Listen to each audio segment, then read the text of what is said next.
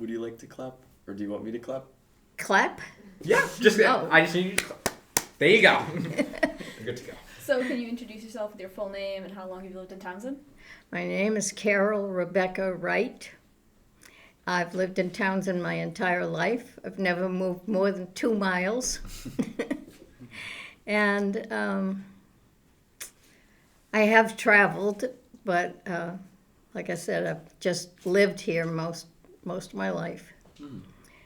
And I love it, although it's changed a lot in the last number of years. And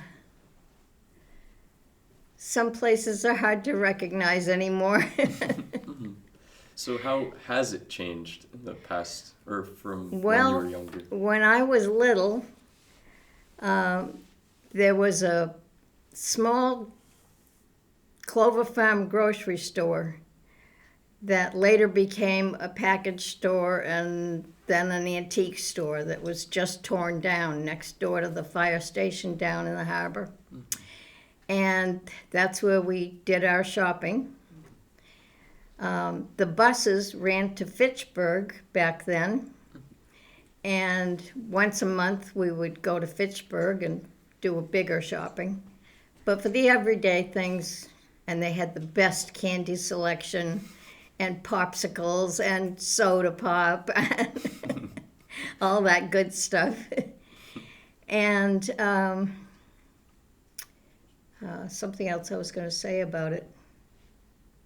Oh, the man that owned that store lived in the house next to it, and he later built the first supermarket in Townsend, which is now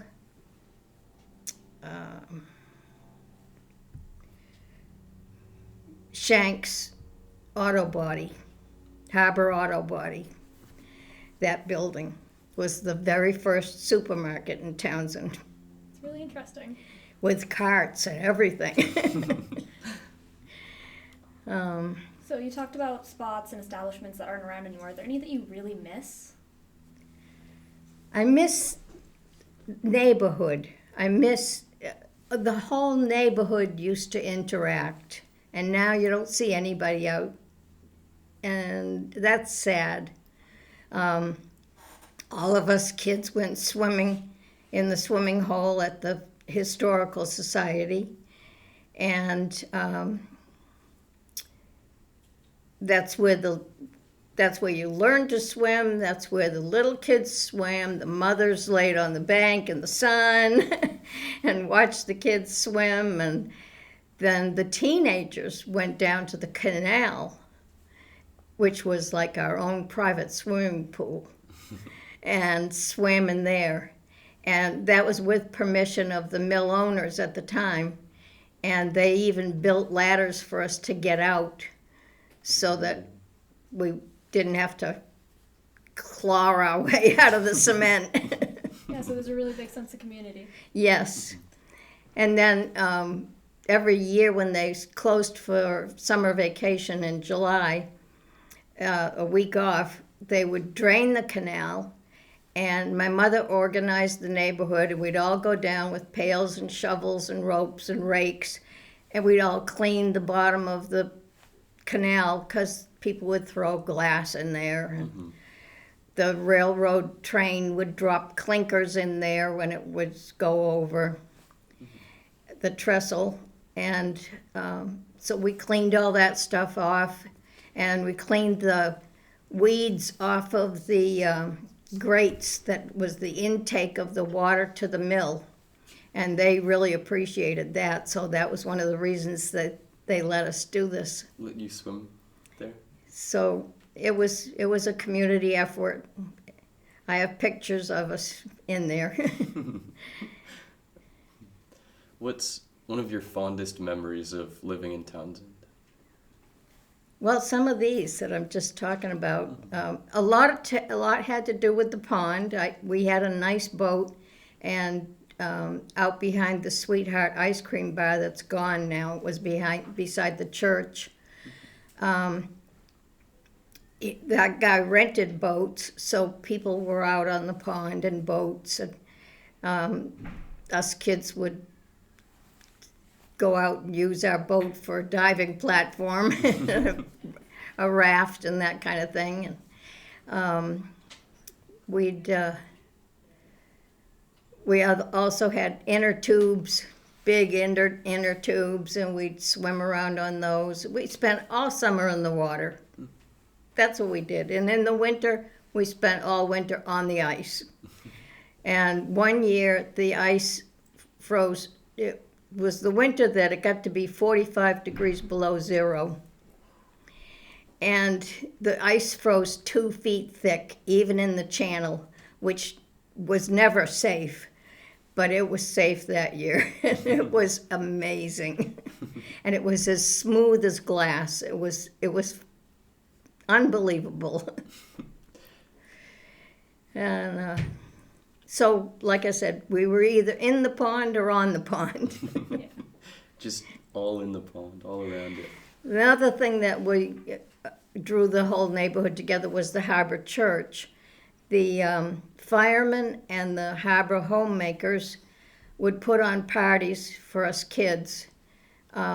We always had a Halloween party where we'd have costumes. We'd dress up and have a parade from the fire station up to the church. And then we'd have judging of the costumes and all that and get prizes. And we had dunking for apples and eating donuts off a string and all that good stuff. And at Christmas time, they had a Christmas party for us, and I think the firemen bought the presents for us. And since they knew all of us, the presents were really personal, and it was really neat. And there was a window in the back of the church, and the fire truck would pull up there, and one of the firemen would come in through the window, and there was a fake fireplace set up, and he'd come in through that and be Santa Claus and give out the presents to us. And the year that Rudolph the Red-Nosed Reindeer came out, my brother and I and a couple other kids from the neighborhood decided we were going to get up on the stage and sing it. And we got halfway through and couldn't remember the rest of the words. But it was, our first time on stage. And, of course, right next to the church was the ice cream stand. And that was a good memory for a lot of people. And we could buy a kitty cone for 10 cents. And my mother had a chore chart on the wall, and she thought it was going to make us do more work around the house. But if we didn't do anything until we wanted an ice cream, and then we'd do one of the chores, and get 10 cents, and go get an ice cream. So, do you have any more to say? Sorry, I cut you off there. What? I cut you off a little bit. Were you going to say something else? I'm sorry. I cut you off a little bit. Were you going to say anything else? No. Okay, so I have to make sure. So, we're going to move on. School, how was it back then, and did you pursue a higher education after your schooling? Okay. School, all 12 grades went to Spalding Memorial. We rode the bus. In fact, an interesting story about the bus, that time that it was 45 below zero, the bus was late coming, and we were all standing out there waiting for it, freezing to death. And we could hear this noise coming up the road, and it was this thump, thump, thump, and we didn't know what it was. And the bus finally showed up, and it was all the kids stamping their feet, trying to keep them from freezing. We were all so glad to go to school that day where it was warm. It was warm, yeah.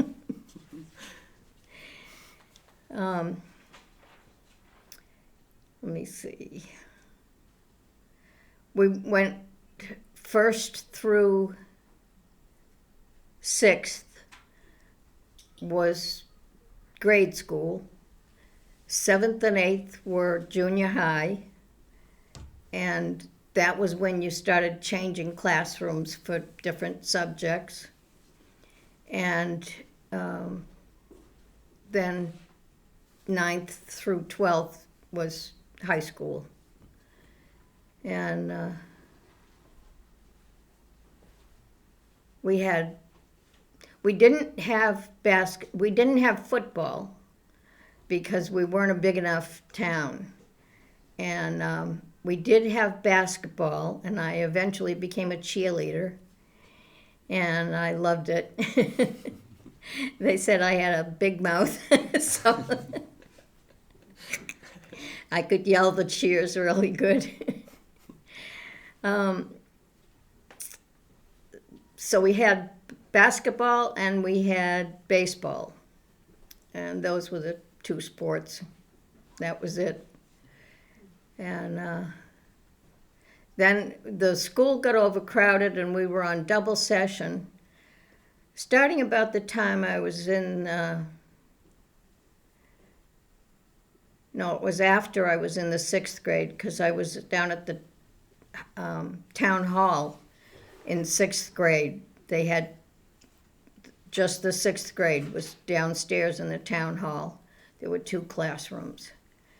And that was kind of fun because in the springtime, the teachers would take us out for recess and they'd get playing baseball with the boys, and we sometimes didn't go back in until it was time to go home. So that was kind of neat. And then one time we had this poor old lady teacher filled in when one of our teachers was sick. And the boys found out that she was an easy pushover if they brought her some apple blossoms off the neighbor's tree. So they were out there and they were breaking branches off the tree and bringing them into her. And she said, "Oh, this is so nice, but you've got to stop." It was terrible. And at the same time, the police station was in the town hall. And it was in a little side room off of my classroom. And there was a crack in the door, and sometimes we could hear them in there questioning somebody or yelling at somebody. So that was kind of interesting. And that back then, the teacher, I don't know if they still do it, probably they do. The nurse would come around and check for head lice. And this one poor girl, she was found to have lice, and they sent her home. And she was supposed to get treated, and 2 weeks later she came back, and the nurse came and checked her, and she still had head lice. And this kept going all year. I don't think that girl spent more than a week in school. She never got rid of them. That's awful. Can you tell us about the school's naming competition?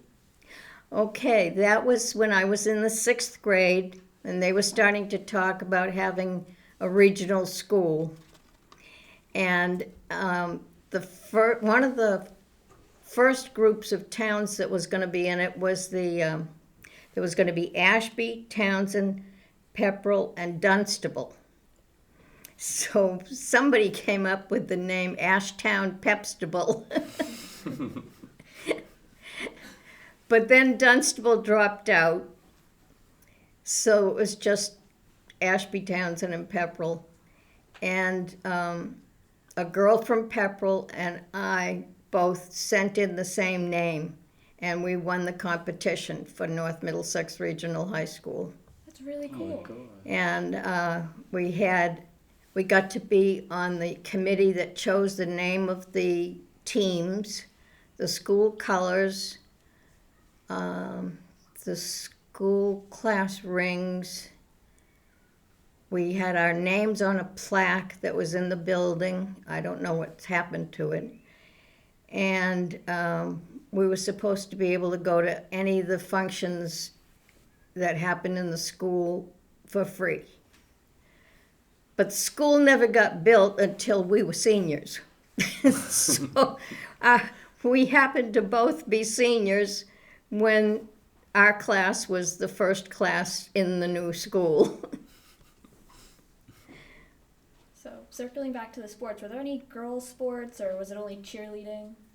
Yes, as I said, I was a cheerleader for the basketball, and there wasn't any for the baseball, but and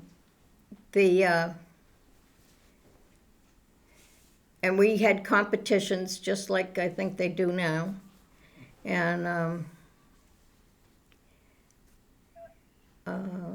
we had to try out for it and get selected.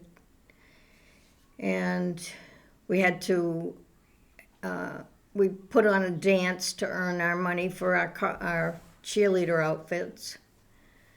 Let me see.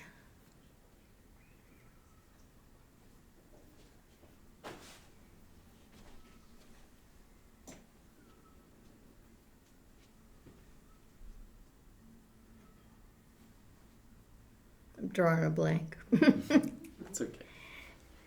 There was something else you asked. Cheerleaders and the games, something. Were there any like sports for girls or was it just cheerleading? Oh yeah, girls could do? the girls played basketball and the boys played basketball, and both the boys and the girls were champions at different times, and that was all before we had joined the region, and Lunenburg and Ashby and Pepperell were our rivals. So nobody was quite sure how we were all going to get along when we started being all together. Mm-hmm. But it worked out. And that was the big thing, is the basketball was the big thing. And of course there were class dances and all that stuff.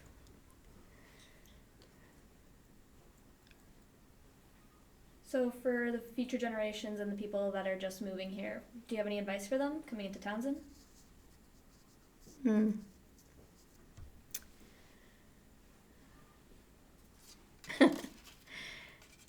Let me see. Well, for one thing, we're an old New England town. Don't try to change us, especially not too quickly. If you get to know us, we're friendly. If you push us, we're not.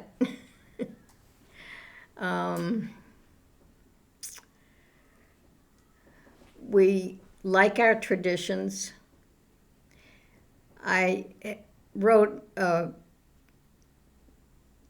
paper one time on growing up in Townsend Harbor, and it was published in the newspaper, and in 3 parts.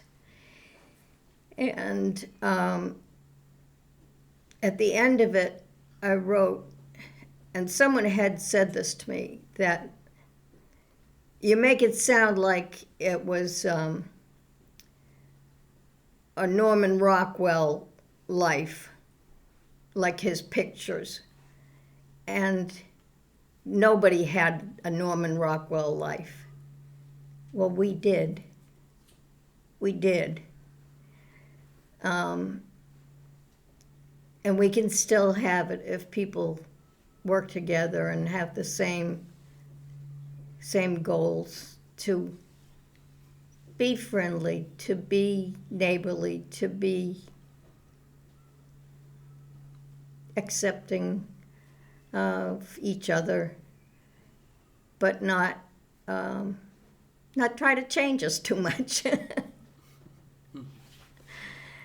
Because one of the things, this was another thing about growing up in Townsend Harbor, was all the kids, all the ages, teenagers down through the little toddlers, we all played together. The big kids looked after the little kids. If we played baseball in Minnie Knight's field, the big boys would help us swing the bat. They'd throw the ball right to us if we were little so that we could hit it. And then they'd urge us on to run. They took care of us and helped us. And swimming, same thing. They watched out for us. I would love to see that today. In fact, I did the other day. I went to the store and I was coming out, and my hip's been bothering me really bad lately, and I didn't know if I was going to make it to my car. I had left my cane at home. And I saw these two young guys heading into the Walgreens, and I said, "Could you help me to my car?" "Yeah, sure." And they got on each side and took my arms and helped me to my car. And it was so nice, and it reminded me of when I was growing up, and everybody was nice to everybody.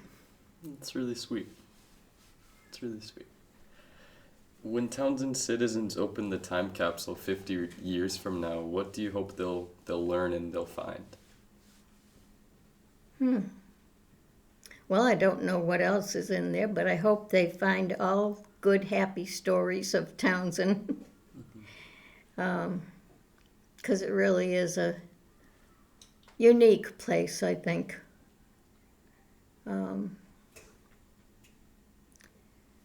In the last few years, it hasn't been quite as together, but of course I'm older, so I'm not involved in a lot of things anymore like I used to be, but